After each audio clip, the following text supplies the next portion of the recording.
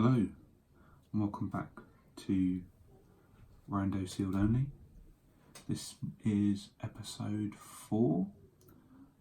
So after the pause we just had after a little trip to the shops, I've put together this deck.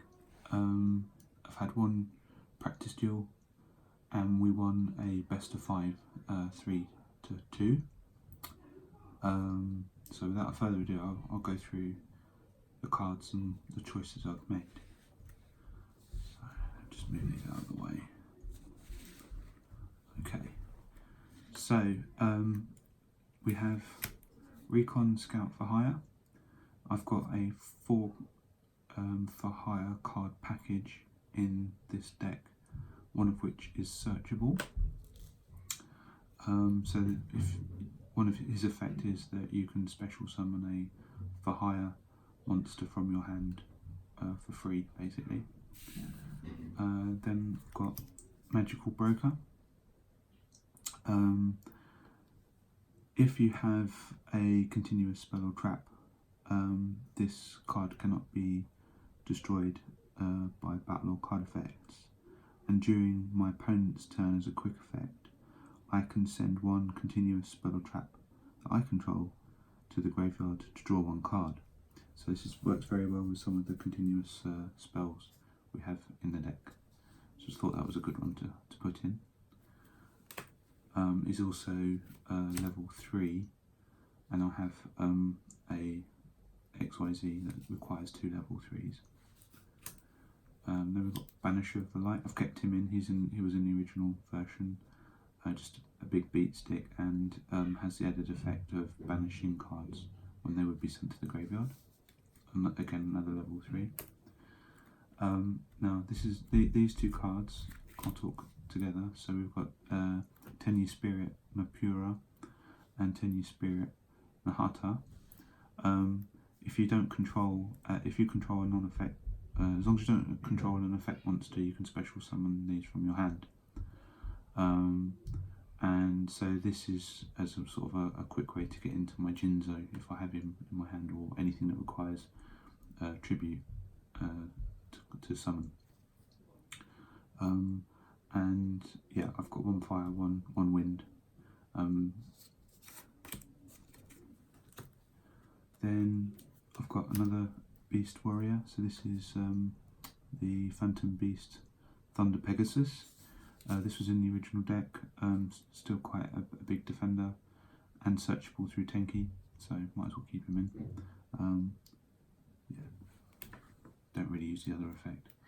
Then we have Seal, Strategist for Hire.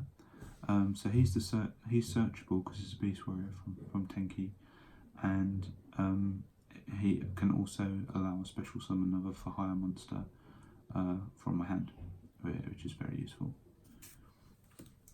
Then we've got the Force Raider. He's just a 19 beat stick, searchable. If you've got Tenki on the field, he becomes 2k, which is nothing to sniff at. Then we've got a couple of YuSenju guys. So this is YuSenju Isna. Not particularly remarkable. When you normal summon him, he bounces back to your hand during the end phase.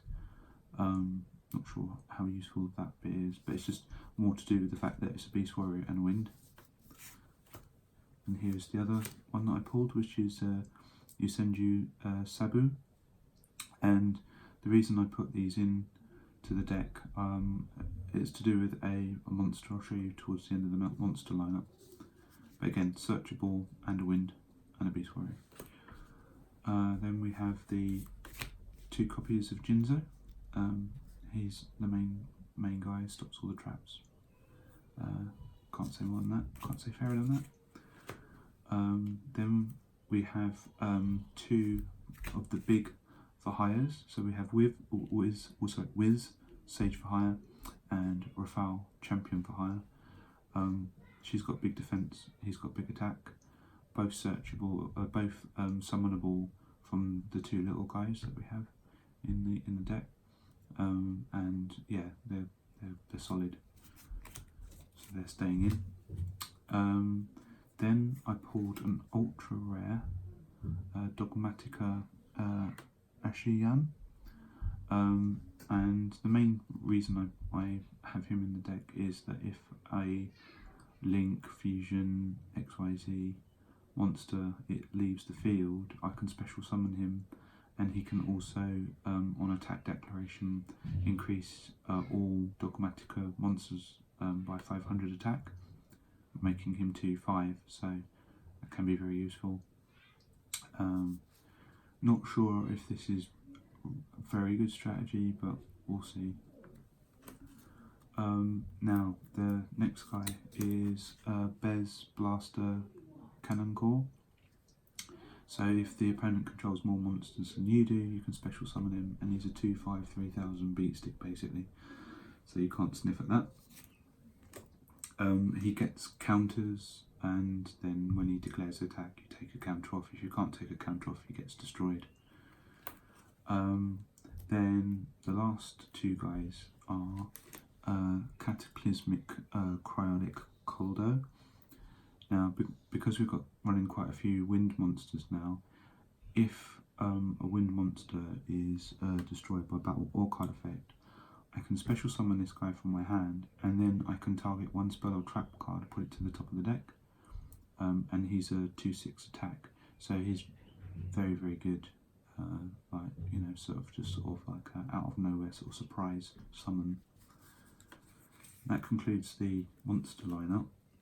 For the spells, I've got 2 Tenkis, so we're still running quite a few Beast Warriors, so might as well keep this going. Then I've got a Vessel for the Dragon Cycle. So this is one of the cards I pulled. I can send a worm monster from my deck to the graveyard to then pick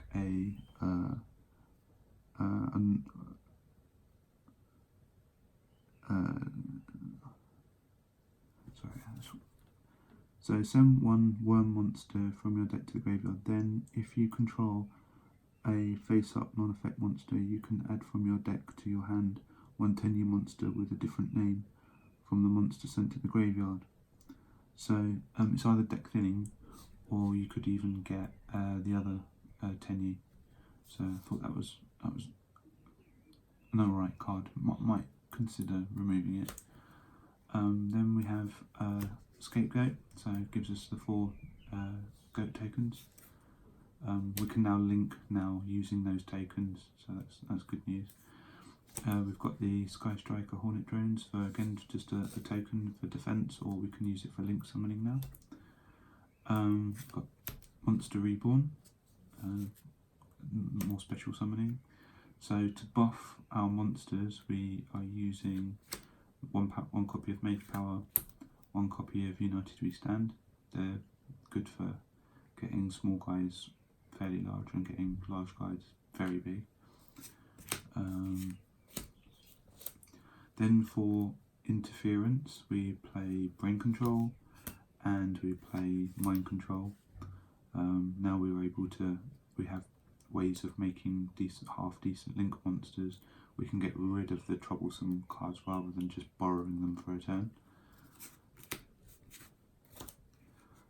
For general interruption plays, we have Mystic Mine, and also now playing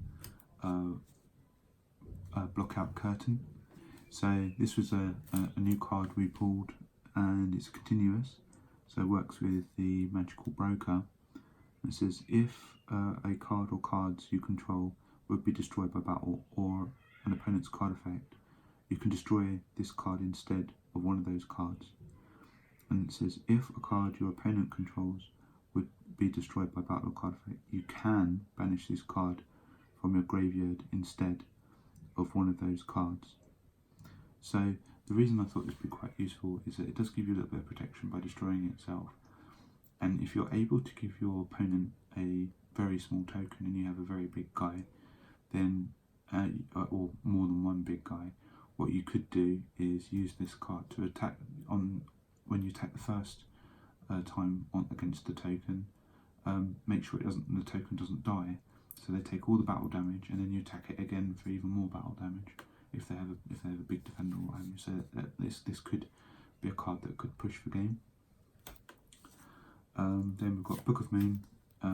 So that's good. It's flipping things face down as and when need be. And Cosmic Cyclone to pop an unwanted or banish an unwanted spell or trap. And then onto the trap lineup, we have 3 copies of Psychic Shockwave.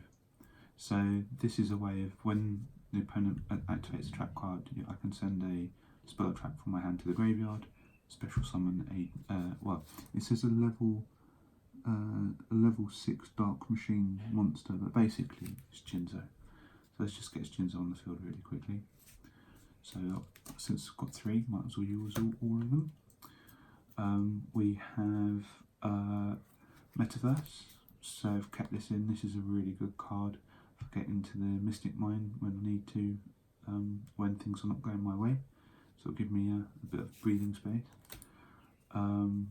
We have, for defensive purposes, we've got Draining Shield, so stop an attack and pinch all that monster's attack points and sort of keep you alive for a turn or 2.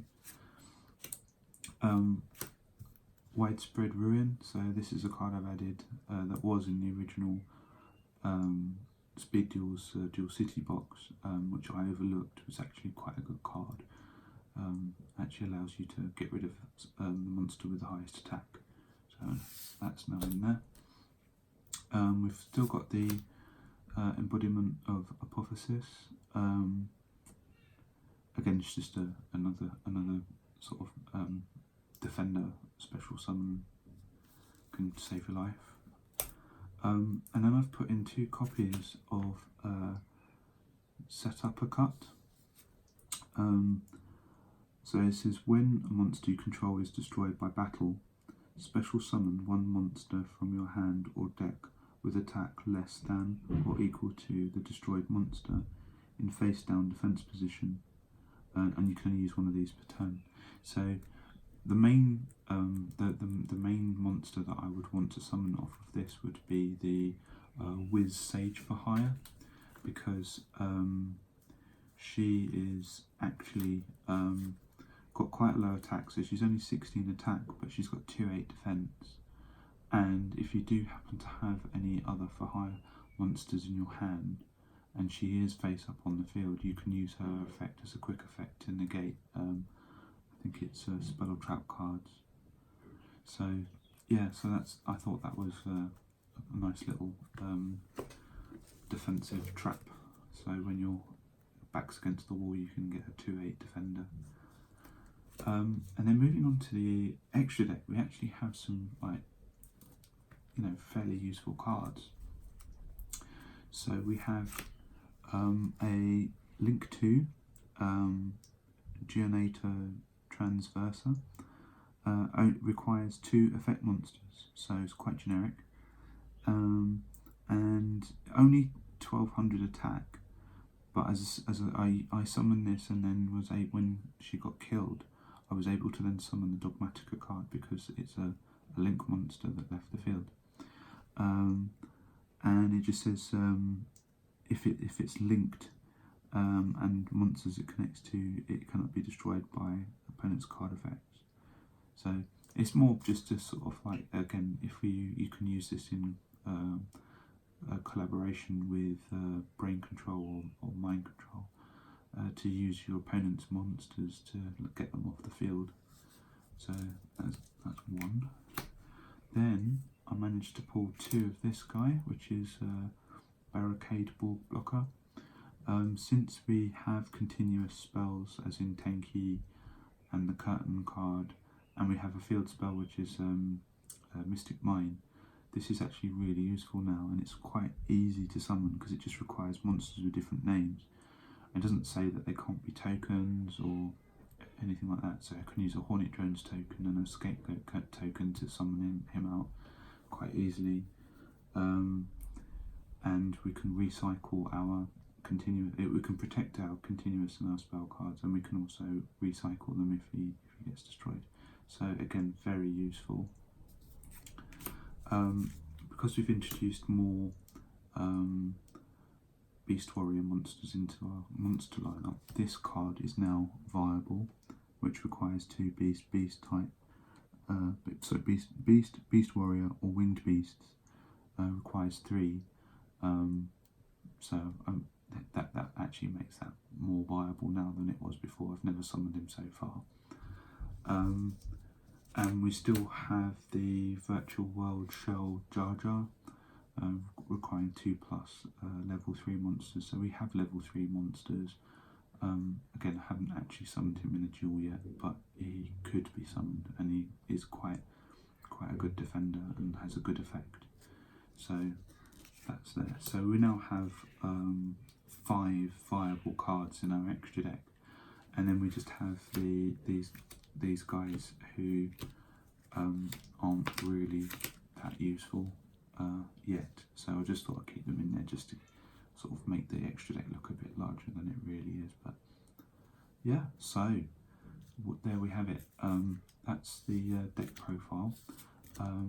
If you let me know what you think, maybe you can, from the last video, you could make some suggestions if there's something that I've obviously missed that would make the deck faster or better or more consistent. I'd like to hear your opinions, but I'm looking forward to round 2 now, and see how we do.